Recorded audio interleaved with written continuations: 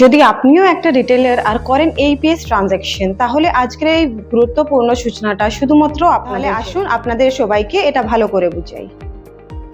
যদি আপনিও একজন রিটেলার আর আপনিও এইপিএস ট্রানজ্যাকশনের জন্য দিনের প্রথম 2FA ভেরিফিকেশন করতে হয়, তাহলে তারপর এই 2FA ভেরিফিকেশন করার পরে আপনি ট্রানজ্যাকশন করতে, যার পর আবার আপনাকে ট্রানজ্যাকশনাল 2FA করতে হতো। এবার ব্যাংক আর এনএসডিএল এর নিয়ম অনুযায়ী 16 এপ্রিল 2024 থেকে প্রত্যেক রিটেলারের দিনের প্রথম 2FA করার জন্য চার্জ লাগবে 80 পয়সা প্লাস 18% জিএসটি, মানে টোটাল 94 পয়সা এবার আপনার ওয়ালেট থেকে চার্জ কাটা হবে।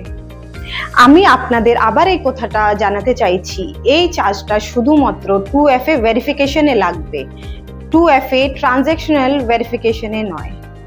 তার মানে আপনাদের এবার প্রত্যেক দিন 94 পয়সা ব্যাংকে চার্জ দিতে হবে।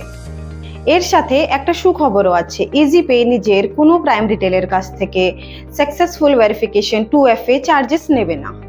এখন বেশি কমিশন আর কোনো 2FA চার্জ নয়, তাহলে হলো না প্রাইম রিটেলের জন্য 2 গুণ প্রফিট? আর ভাবনা কিসের? তাহলে আজই নিজের রিটেলার আইডিকে প্রাইম রিটেলার আইডিতে আপডেট করুন আর অতিরিক্ত সুবিধা নিন। প্রাইম রিটেলার আইডির জন্য প্রদত্ত নাম্বারে যোগাযোগ করুন। ধন্যবাদ।